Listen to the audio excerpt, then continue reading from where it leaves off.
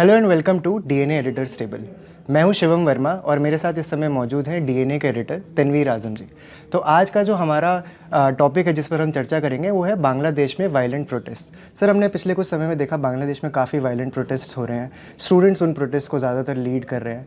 तो ऐसा क्या हुआ बांग्लादेश में जो इतनी वायलेंट प्रोटेस्ट हो रही है? हमने देखा 35 के करीब 35 से ऊपर लोग वहाँ पर उनकी जान जा चुकी है, काफ़ी लोग इंजर्ड हो चुके हैं, हिंसक झड़पें हुई पुलिस के साथ। तो ऐसा क्या हुआ वहाँ पर और स्टूडेंट्स की क्या डिमांड है वहाँ पर?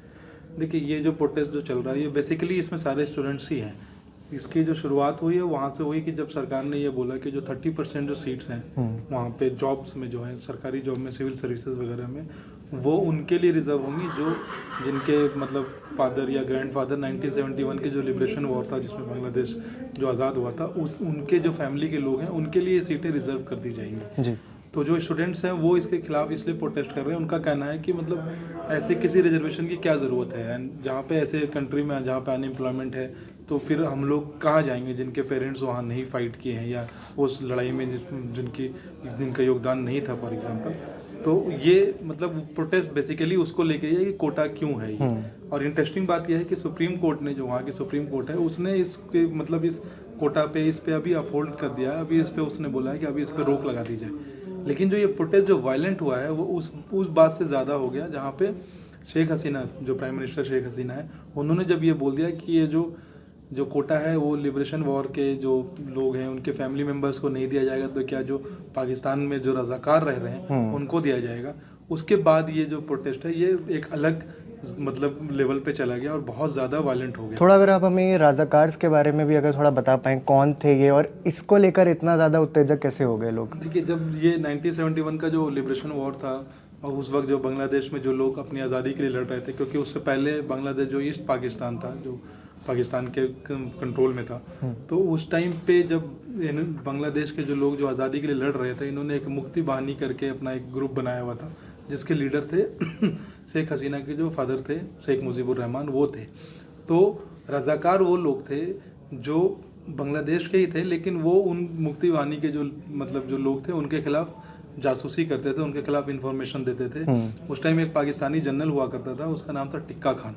वो काफ़ी मतलब he was called butcher of Bengal. वो बहुत मतलब क्या बोलते बहुत क्रूअल टाइप का था और वो लोगों को मारना उसके लिए बहुत आम बात थी। तो ये जो लोग उनको जो पाकिस्तानी को जो इन्फॉर्मेशन दे रहे थे उनको रज़ाकार बोला जाता है वहाँ पे।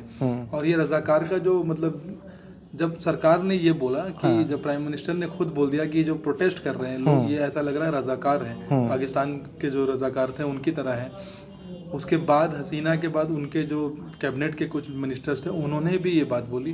उसके बाद जो स्टूडेंट प्रोटेस्ट में एक नया नारा जो सुनने को आ रहा है जहाँ पे स्टूडेंट ये नारा लगा रहे हैं, तू ही के अमी के रज़ाकार रज़ाकार की बोलचे सहराचार सहराचार। सहराचार मीन्स होता है ऑटोक्रेट, जहाँ पे वो हसीना को एक डिक्टेटर के तौर पे दिखा रहे हैं और ये कह रहे हैं कि तुम कौन हो, हम कौन है, हम सब रज़ाकार हैं। और ये कह कौन रहा है, ये हसीना कह रही है। तो ये बांग्लादेश की पॉलिटिक्स में ये ऐसा सीन देखने को बहुत साल के बाद मिला है। तकरीबन 15 सालों के बाद हम इस तरीके का प्रोटेस्ट देख रहे हैं जहाँ पे हसीना को बिल्कुल डायरेक्ट टारगेट किया जा रहा है और हसीना ने वहाँ पे काफ़ी मतलब कंट्रोल में है उनके चीज़ें। और अभी जो जनवरी का इलेक्शन हुआ था वो भी मतलब उसमें भी ये हुआ कि इलेक्शन उन्होंने रिग किया है क्योंकि जो मेन अपोजिशन पार्टी है बांग्लादेश नेशनल पार्टी उसने चुनाव को बाइकआउट किया था। तो जब एक मेन अपोजिशन पार्टी अगर किसी इलेक्शन को बाइकआउट कर देती है किसी कंट्री में तो ये मतलब माना जाता है कि भाई फिर वहाँ पे डेमोक्रेसी नहीं है। फिर ये जो अभी प्रोटेस्ट जो चल रहा है इसमें जो हसीना की अवामी लीग जो पार्टी है उनके जो स्टूडेंट विंग है जिसका नाम बांग्लादेश छात्र लीग है वो और पुलिस इन लोगों ने मिलकर प्रोटेस्टर्स को दबाने की उनको प्रोटेस्ट को दबाने की कोशिश की है। उसकी वजह से प्रोटेस्ट और वायलेंट हो गया। बिल्कुल। देखिए, ये इस तरीके के कोई भी प्रोटेस्ट जो होते हैं वो पॉलिटिकल कलर से डिवॉइड नहीं होते हैं। तो जो प्रोटेस्टर्स हैं जो स्टूडेंट्स हैं उनको भी कहीं ना कहीं अपोजिशन से सपोर्ट मिल रहा है और वो बिल्कुल अपोजिशन उनके साथ खड़ा है। तो ये बहुत दिनों के बाद इस तरीके का एक मेजर प्रोटेस्ट देखने को मिल रहा है बांग्लादेश में जिसमें 39 लोगों की जान जा चुकी है। और अभी ये प्रोटेस्ट खत्म नहीं हुआ है। कैसा नहीं है कि प्रोटेस्ट खत्म हो गया, अभी भी मतलब आज सुबह भी हम लोग को जो वहाँ पे हमारे रिपोर्टर्स हैं जी के उनसे खबर मिल रही है कि अभी भी हिंसक झड़पें मतलब जारी है। पूरा जो आग में घी डालने का काम है वो ये जो स्टेटमेंट जो आया ना रजाकार वाला उससे, क्योंकि कोई भी बांग्लादेशी अपने आप को रजाकार के साथ अटैच नहीं करना चाहता, इस वर्ड के साथ अटैच नहीं करना चाहता है। और अगर सरकार प्रोटेस्टर्स को इस तरीके के वर्ड्स के साथ अटैच करती है तो ऑफ कोर्स वो कोई भी उसको मतलब एक तरीके से वो फ्यूल देता है उन प्रोटेस्टर्स को। सर हमने देखा शेख हसीना की जो गवर्नमेंट थी वो भी रिसेंट इलेक्शंस में आई सरकार में, हालांकि ऑपोजिशन ने जब बॉयकॉट किया जैसे आपने बताया।